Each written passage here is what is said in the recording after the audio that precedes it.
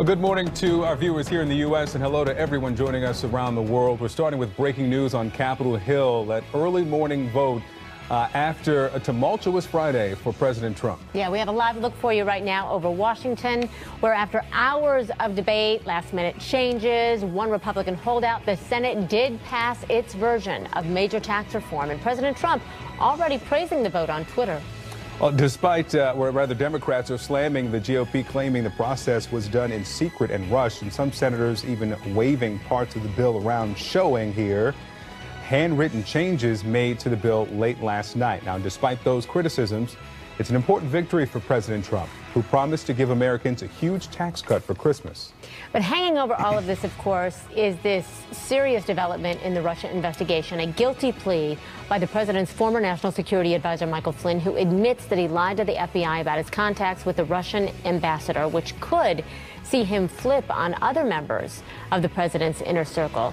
Here to recap the highs, the lows, CNN's Abby Phillip. She is live outside the White House. So first of all, Abby, let's talk about this latest tweet from the president. That's right, Christy. The president apparently waking up a happy man this morning. He just tweeted a few moments ago about the tax bill, saying biggest tax bill and tax cuts in history just passed in the Senate. Now, these great Republicans will be going for final passage. Thank you to House and Senate Republicans for your hard work and commitment. This coming from a president who, as you know, has not always had the best relationships with his fellow Republicans on the Hill, but last night, or really early, very early this morning, they delivered for him on a really crucial promise, also giving him a big win on a day that he was battling some really bad news on the Russia investigation front. His former national security advisor, Michael Flynn, pleading guilty to lying to the FBI. That investigation is coming closer and closer to him, but for now, the president is taking solace in this really important moment for his presidency. They're not all the way to the finish line yet, but they will be soon. The bill passed last night with not too much fanfare, but they had some back and forth between Mitch McConnell and Chuck Schumer over the process. Take a listen to some of the back and forth here. As you notice, at the end, there was not a single Democrat who thought this was a good idea. And so we're going to take this message to the American people also a year from now. We understand they have the votes to pass their bill, despite a process and a product that no one can be proud of and everyone should be ashamed of. Now, the Senate and the House need to reconcile their bills, but as soon as they do that, it'll head to the president's desk, and he's hoping to sign it before Christmas. Victor and Christy. All right, Abby Phillip, thanks for walking us through it. Abby sets us up perfectly for a conversation this morning with Margaret Talev, CNN political analyst and senior White House correspondent for Bloomberg News, and Ron Brownstein, CNN senior political analyst and senior editor for The Atlantic. Good morning to you. Good morning. Good morning. Margaret, let me start with you. And the president, as Abby said, they're celebrating the passage. I want to take the tax bill and the tax cuts by themselves first. This is a big win for the president, getting one now near the end of the year, a big legislative win. What does this mean politically for the president at this really difficult time for his administration?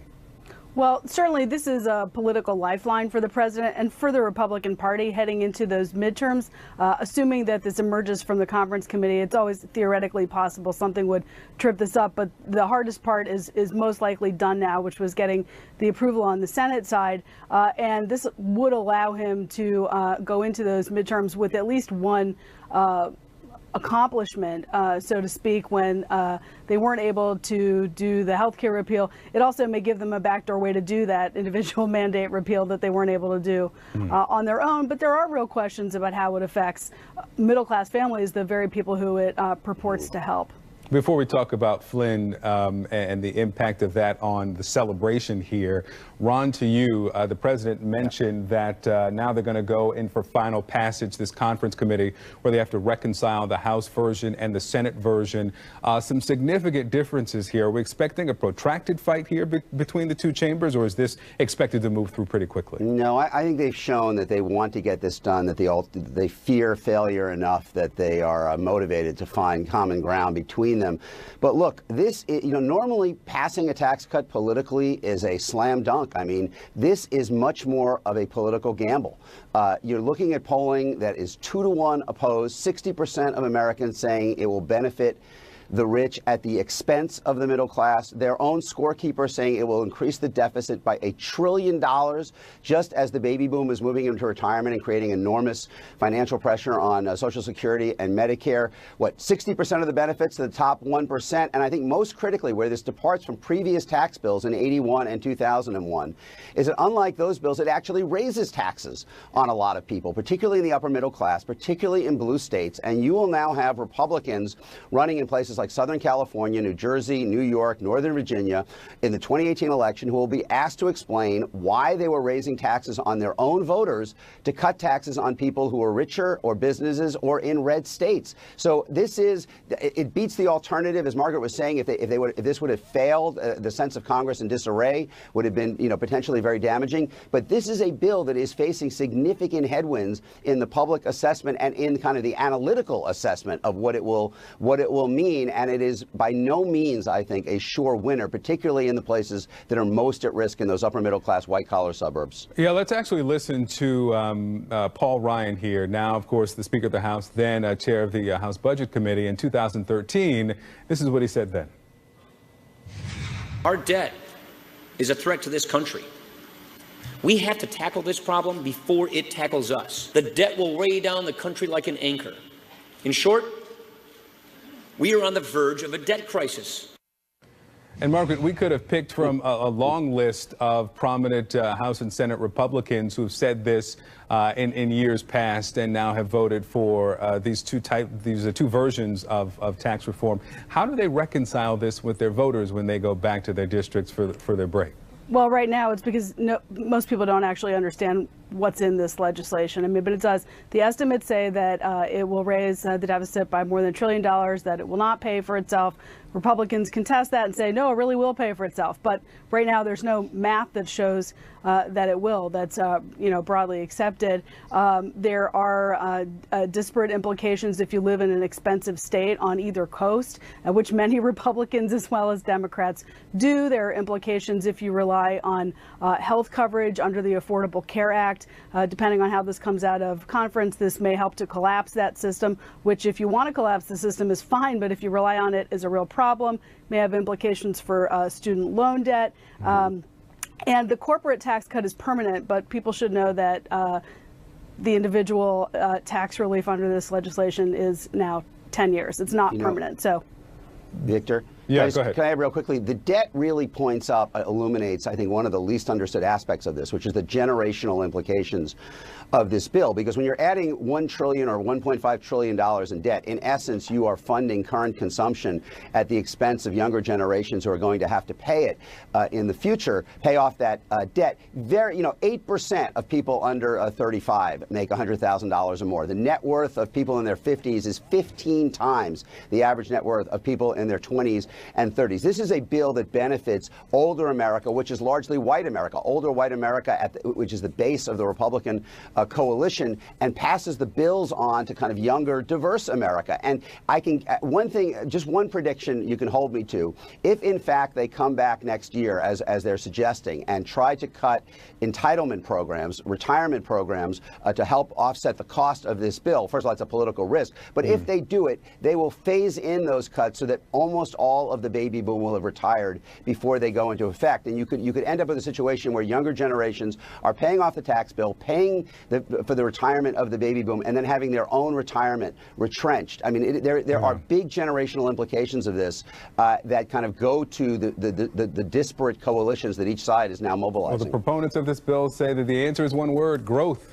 That growth will pay for. Joint tax doesn't see it that way. Joint tax says that just over $400 billion will be generated by growth, and still there would be this $1 trillion hole by 2027. And Penn Wharton found minimal growth too. I mean, there is no model. Yeah. There are no analysis to support the assertions of Mitch McConnell that it will pay for itself or that it will produce massive growth. Right. And no one has produced a study that would claim that. Well, we've got to see what happens out of this conference committee, and if it gets to the president's desk by Christmas, as he suggested. Ron Brownstein, Margaret Talev, thank you both. Thank you. A lot of people wondering this morning where the Russia investigation is going as it seems to inch closer to President Trump's inner circle. Michael Flynn's guilty plea on lying to the FBI and what he tells investigators, that could drive where it goes next. We'll have that legal conversation next. This morning, Russia is brushing off Michael Flynn's guilty plea to lying to the FBI as a sack of smoke and empty, labeling the Russia investigation an attack. But Flynn's actions could have far-reaching consequence for the Trump administration here. Experts say investigators are hoping to get more information on contact with Russians from Flynn. We're going to talk more about that in a moment. First, let's take a look at what got Flynn into trouble in the first place. CNN Chief National Security Correspondent Jim Sciutto has that for us. Geraldine! The ongoing Russia investigation has reached President Trump's innermost circle. Trump's former national security advisor, Michael Flynn, says that he is cooperating with the special counsel's probe into possible cooperation between the Trump campaign and the Russian government. Flynn pled guilty to repeatedly lying to the FBI, including making false statements about his December 2016 conversations with Russia's then ambassador to the U.S., Sergei Kislyak. According to the statement of offense, Flynn lied when he told the FBI he did not discuss sanctions with Kislyak. On the same day that President Obama expelled Russian diplomats from the U.S. and boosted sanctions on Moscow in retaliation for Russia's meddling in the presidential election. Flynn also sought Russia's help during the transition to block a UN Security Council vote that the Obama administration was abstaining on. The White House said, quote, "Nothing about the guilty plea or the charge implicates anyone other than Mr. Flynn." However, court documents make clear that Flynn was not acting alone. According to prosecutors, Flynn communicated with senior members of the president's transition team about the conversations, and in at least one instance was directed by transition officials to reach out to Russia. CNN has learned that the president's son-in-law, Jared Kushner, is the very senior member of the presidential transition team identified in court documents. Kushner directed Michael Flynn to contact the Russian ambassador and other countries regarding the UN Security Council vote on Israeli settlements. This, according to sources familiar with the matter. Flynn's guilty plea belies President Trump's repeated denials of any contacts or involvement between his campaign and Russia. In your view, has the president lied about what communications his team had with Russia? Well, abundantly and frequently and in about just about every way, but most significant in denying that this happened, saying it's a hoax. After the court proceeding, Flynn went immediately to the home of his son, Michael Flynn Jr. Michael Flynn Jr. central to Michael Flynn Sr.'s thinking in this case. We reported recently that Flynn Sr. was concerned about the legal jeopardy his son might face. He is not mentioned, not charged in any of these documents, and it certainly raises the question as to whether cooperation from Flynn was in an exchange partly for protecting his son. Jim Sciutto, CNN, Washington. Michael Zeldin, CNN legal analyst, and Robert Mueller's former special assistant at the Department of Justice with us now, as well as Richard Painter, former White House ethics lawyer and professor of corporate law at the University of Minnesota. Gentlemen, thank you both for being here. I want to start where Jim left off there. Michael Flynn was very loyal to the president through this whole campaign, through his 24 days in office, and even after, it seems. But family is family. Michael, is it a possibility when we look at Flynn's intentions that his intention is to save his son in some regard or protect him? It would seem so. And can he? Well, he can if Mueller agrees that the cooperation that Flynn Sr. is giving is adequate, that he doesn't feel that the needs of justice, the administration of justice, requires that his son plead guilty to something if in fact his son did something. There's no direct allegation against his son in the public domain. It relates mostly to the Flynn Intel Group that he was a member of, that his father ran, and that relates to the non-disclosure of payments from foreign agents. But it's not yet clear what the son did. But all indications are that Flynn was trying to do a couple of things. One, minimize his exposure. He theoretically committed crimes that could get him 50 years worth of exposure. He reduced that down to a 5-year felony to protect his son so that he doesn't go to jail. He's got a young grandson.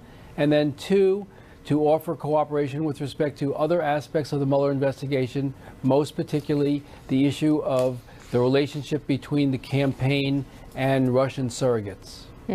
So I want to ask, go from one son to the other. I want son-in-law now, Jared Kushner. Richard, if Flynn testifies, as it is expected and was, that Kushner directed him to make contact with the Russians, he did say that. With everything that has happened with Kushner up to this point, Richard, why does he still have this interim security clearance? Well, because the president wants to let him have it, and the president just wants to do things his way. No other president would let him have it. No expert on national security and security clearances has agreed with the determination that he ought to have a security clearance. The evidence is clear that Jared Kushner is not to be trusted. And I don't know why he's even in the White House, much less having a security clearance. But that's the president's job to make that decision, and he's making the decision his way. And if Congress doesn't do their job and remove the president or tell the president to shape up or ship out, well, Donald Trump's going to continue to just do it his way and let Jared Kushner sit there and have the security clearance and do whatever he wants in the White House. And that's what's happening. So, gentlemen, let's listen together here to something that Senator Ed Markey said just last night regarding the president and what he has to understand and what he may do when it comes to Michael Flynn, if perhaps people have been talking about, will there be a pardon here? Let's listen. The president has to understand the consequences if he seeks to pardon Michael Flynn, because there will be an explosion, not just in the House and the Senate, but all across this country, because it will be clear that now that president is trying to engage in an obstruction of justice to prevent this investigation from closing in on the Oval Office. Michael, do you agree? Well, it depends, I suppose, is the honest answer. If Flynn has already been in the grand jury and has offered his testimony, that is what he would testify were there a trial or as it relates to the possible indictment of others, they may already have the information that they need to render an indictment. And if there was a pardon, they could still use all of that testimony which they've gathered in the grand jury. So in legal terms, I'm not 100% sure that a pardon would impact Mueller's ability to proceed. In political terms, I think it would be very bad for the president, because it would raise the question of whether he's abusing the powers of his office, which could be an impeachable offense. And I want to get your reaction to that as well, Richard. Well, I think that a pardon at this point would be perceived as an attempt to bribe General Flynn into giving testimony that at least wouldn't implicate the president himself. I think that would be unacceptable politically. The president would probably be impeached over that. He'd also be impeached, I think, if he tried to fire Robert Mueller. That's really the great danger right now, that he's going to at some point try to pull the plug on this whole thing by firing Robert Mueller. It won't work, and I think it resulted as a removal from office. But Donald Trump is very, very erratic and emotional in his response to this Russia investigation, which has made the situation much, much worse. All righty. We appreciate so much you both being here, Michael Zeldin, Richard Painter. Thank you for your perspectives. Thank you. Thank you. Up next, the president's victory after a late-night vote narrowly passes the Republican plan to overhaul America's tax system. An historian that you're going to meet in just a moment says that they're just repeating the mistakes of the past that caused the 1929 Wall Street crash. Also, a mother's plea to learn more about her son's death after he's shot and killed by a Chicago police officer. The answers CNN uncovered after a year-long investigation.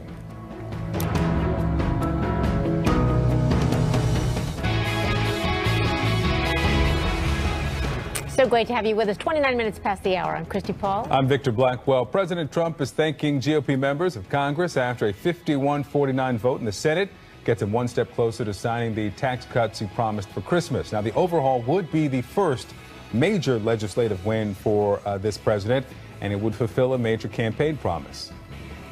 It comes on the heels of what could be quite a blow to the White House, though. This news that former National Security Advisor Michael Flynn plans to cooperate with Special Counsel Robert Mueller.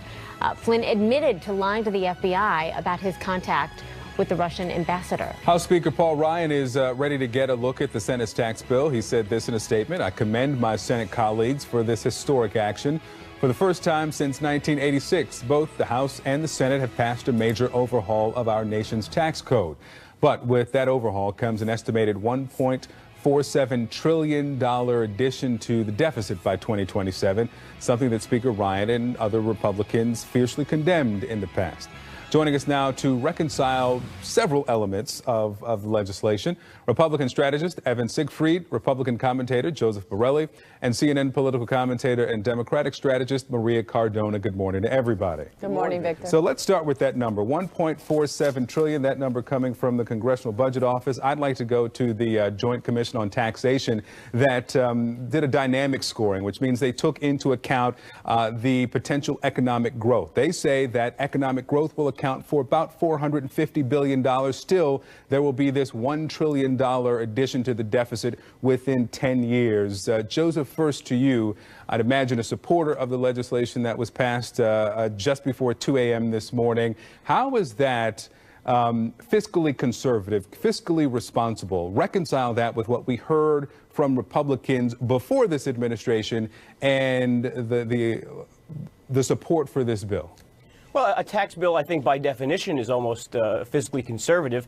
And let's be clear, a tax bill that reduces taxes is also, by definition, going to increase the deficit. And that's why I think you have people like President Trump and Paul Ryan going out there and saying, even before this bill was passed, that looking at government spending has to be something that happens right after this tax bill is married with the Senate-House bill and signed by the president.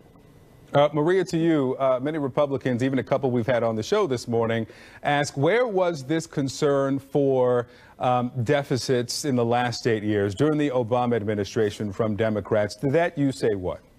Well, I mean, Democrats have always been concerned with the deficit, but we've also been concerned about the well-being, the economic well-being of the working class and middle class voters. And this tax scam bill is something that is a huge wet kiss to billionaires and millionaires like Trump and to wealthy corporations who get permanent tax cuts, by the way, while the individual tax cuts sunset over 10 years. And according to every nonpartisan and objective analysis, Victor, you mentioned two of them, it blows a huge hole in the deficit. And talk about hypocrisy. You know, you had Paul Ryan on earlier quoting himself saying that the deficit was a huge problem. Well, what about now? It's not a huge problem now. And what Joseph just said, I think, indicates what the next move here is for Republicans. Once they pass this tax scam bill, they're going to now look at spending. What does that mean? They're going to look at Social Security. They're going to look at Medicare. They're going to look at Medicaid. They're going to look at all of these programs that working class and middle class families count on. And so in addition to their taxes going up in the next 10 years, they're also going to see programs that are going to be cut. And so again, this is a huge tax scam bill that hurts middle class and working class Americans in the long run and is a huge gift, wet kiss to millionaires and billionaires and wealthy corporations who are making record profits and not investing them back into jobs. All right, so Evan, let me come to you and the lessons of the past. And we want to go back to the 2010 midterms and that famous news conference from President Obama at the time talking about the shellacking that Democrats took. I mean, that was soon after he signed into law the Affordable Care Act. Are Republicans just a little too gleeful about passing this major legislation looking ahead to the 2018 midterms? Could they be facing what Democrats faced in 2010 after they passed Obamacare? Irregardless of this bill, we're facing a very steady and uphill climb. We saw that evidence in the 2017 elections in Virginia and New Jersey. But in terms of what Maria's talking about and how we want to go out and gut entitlements, we need to do entitlement reform, because as a millennial, I'm not going to see Social Security if it's not fixed, because it will go bankrupt. And it's same with Medicare and Medicaid. And Joe says this is a tax cut for everyone. No, it's actually a shadow tax increase on most Americans. The SALT deduction being eliminated is a $72 billion tax increase on New Yorkers. If you live in Oregon, the average Oregonian is going to see a $500 tax increase. If you live in Ohio and you work in one county and live in another, you will be quadruple taxed on every dollar you make. It's an absolute scam, as Maria said. The SALT deduction being eliminated is terrible. At the same time, we have talked about, as being fiscally conservatives, we have talked about the debt and how the dynamic score was the most important score. And the dynamic score came out and it said still increases the deficit by $1 trillion. The president himself campaigned on the record deficit. We're now almost at $22 trillion, and I'm going to be having to pay for that. Joe's going to have to pay for that, not the president. But we just exploded the deficit, and we did not tackle the biggest problem of all, which is Washington's spending addiction. And we should have tackled that with this bill. So let's talk about that, Joseph, moving forward with what you suggested at the top of the conversation, the spending cuts to come. President Trump, during the campaign and throughout his administration thus far, has said there will be no cuts to Medicare, there will be no cuts to Medicaid, there will be no cuts to Social Security. How can he make these major cuts to offset some of the cost of this tax cut and not touch any of those and keep that promise? You can't do both, can you? Well, I think it's certainly something that will be difficult to do. I mean, but at the end of the day, you know, the Congress has voted to waive sort of these pay-as-you-go restrictions that have triggered some of these almost doomsday cuts for social services in the past. And we saw that when President Obama passed his stimulus bill in 2009 and raised the deficit by actually slightly more, I believe, than what President Trump and the GOP are talking about now. I think Democrats should be a bit cautious in the sense that they might actually get what they wish for, something that which you know, we haven't seen in a while, an emboldened GOP Congress that actually works to do some of the things that my good friend Evan was talking about actually looking at some of the sacred cows of our government spending and reforming them. Maria? So here's, I think, something that people need to keep in mind. What Republicans just passed, again, a GOP tax scam bill, is pure trickle-down economics. And we have seen, you know, these are not talking points. Let's look at history. It's also a term that Gary Cohn himself used in pitching the bill. The last two Republican presidents did this. And the last two Republican presidents ended up with huge economic meltdowns. And what did it take to fix those economic meltdowns? Democratic presidents who understood fairness, who understood that the rich and wealthy corporations can and should pay more and should pay their fair share, and that working class and middle class Americans are the ones who deserve a tax break. They are the last ones who were the ones who brought the economy back. Under the last two Democratic presidents, we saw increase in jobs. We saw economic expansion. Under the last two Republican presidents, we saw economic meltdowns. We saw huge job losses. So right there, history is our teacher, and we're going back down to trickle-down economics. You can't really look at one fair economic analysis that says that this tax scam bill is something that would work long-term for the economy and that would actually balance the budget. It does exactly the opposite. All right, conference committee is up next. We'll see how the House and the Senate will reconcile the two pieces of legislation that each chamber has passed, and then it heads off to the president's desk. Maria Cardona, Evan Siegfried, Joseph Borelli, thank you all. Thank you so much. Thanks. Well, the tax package to boost businesses as the stock market keeps rising, as they were just talking about here. We've got a historian who says, we have seen this before. And what happened next was not pretty. He's going to walk us through history. Stay close.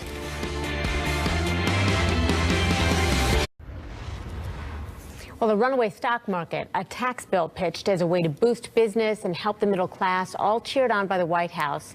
I know it sounds like what's happened this week, but there's a historian of the Great Depression who says he's seen this before. Back in 1929, Robert McIlvaine is the author of The Great Depression, America, 1929 to 1941. Robert, thank you so much for being with us. We appreciate your time. I want to read what you had quoted here, that you're predicting. I'm wondering if you are predicting, actually, another Great Depression, because you said in 1929 the crash followed a decade of Republican control of the federal government.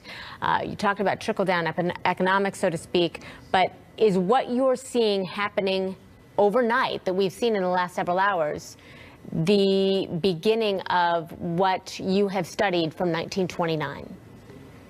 Well, if anything, this tax as by only Republican is something in the bill that was passed, state to get a lot more. I so apologize. We're obviously having a technical issue with our audio there. We can't hear. Robert, I'm sorry, we can't hear you fully. I apologize for that. All those technical glitches, it's just one of those things on live TV that we can't control. We're going to take a quick break here. We're going to see if we can readjust. We'll be right back. Almost 3 years ago, 19-year-old Rashad McIntosh was killed by a Chicago police officer. Now, his mother did not think the details of her son's death made sense, and she wanted answers. Well, CNN's Rosa Flores spent a year digging through police interviews and surveillance video from the shooting, and also hearing the human side of this kind of loss, the things that we don't see on TV, the waiting at the morgue, the burying a child. Look at this. There are still many questions left unanswered about Rashad's death. The only thing we know for sure is that a teenager is dead and his mother won't sleep well for a long, long time. And that son of yours is something else, but he reminds me so much of you.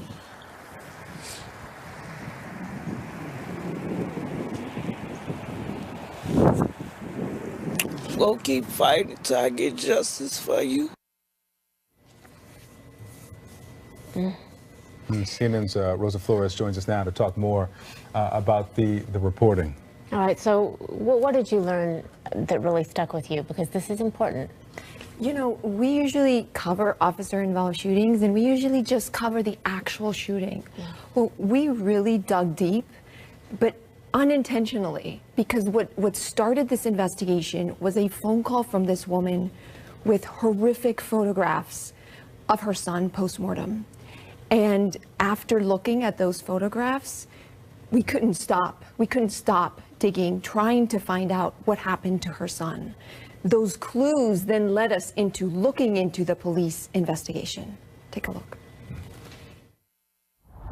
About a year ago, I got a phone call from a woman who asked me to investigate a story.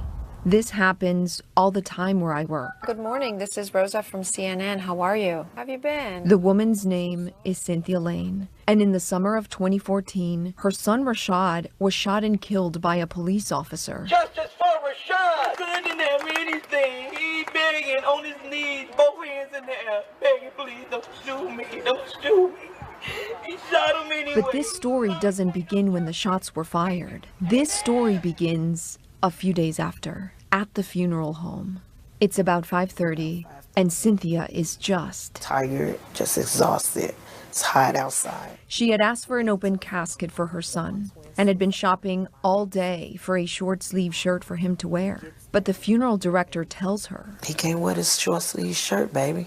He say, I don't know what the hell they were looking for on your baby. They say they butchered him like he was an animal. Cynthia says the funeral director was so worried about her, he wouldn't let her look at her son's body. He would only let her sister take photos. Before you see them, I have to warn you, they are extremely graphic. You know, Rosa, what you do with this piece, and we've all been reporters out talking with mothers who've lost a child. Yeah. Sitting in that living room, it is difficult to relay the emotion, the pain to people at home, and you do that in this piece. We really do. We talked to Cynthia Lane extensively. This is her story. This is her fight to find out what happened to her son. She wanted to know, and she couldn't get answers So she came to an organization like CNN, who has the resources. We have the know-how to dig, to figure out, to connect dots. And that's what she wanted. She wanted the truth to come out. She wanted justice to have a chance. And that's what we explore in this. And we also talk to other mothers, because one of the things that I think I didn't know, but I learned through this process is what mothers go through after an officer-involved shooting. Yeah. The fact that they don't get to see their sons' bodies. They don't get to see them at the hospital. They don't get to see them at the morgue. They only get to see them after at the funeral home. And it's extremely painful, I think, because I think we can all relate to losing a loved one, not being able to say goodbye, not being able to touch your loved one. I don't have children, but imagine being a mother and not being able to say goodbye to your child. There is something about being a parent and losing a child and then not getting those answers that has to be excruciating every single day. How is she now? You know, she is still hoping for answers. There is a federal lawsuit that she has filed. We found some answers for her, and I won't give up the ending of this documentary because it is a 3-episode documentary on CNN.com and CNN Go. But we uncovered certain things that she was very grateful, and there's new light on this case now because of this investigation, and she feels that she might be able to get a fair shake. Yeah, and I think it's informative for people who, like you said just a moment ago, after we cover the shooting and hear from both sides, what then happens to that family? What then happens in those, as it's been described to me, a silence that they have never felt or experienced when that loved one is gone? And still so many questions that are left. You know, in this particular case, she wanted to bury her son in a short sleeve shirt. That's all she wanted. That's the reason I'm sitting here telling you this story, because the funeral director told her, I'm so sorry, but you can't do that if you want an open casket. And that unravels this entire investigation. Rosa, I mean, beautiful work on a story that is so hard to tell. Thank you so much. We appreciate it. She appreciates it. We'll be watching CNN.com and CNN Go. Yeah. CNN Go. Thank you. Well, that's it for us. We'll see you back here at 10 o'clock Eastern for an hour of Newsroom. Yes, Smirkanish is with you right after this break.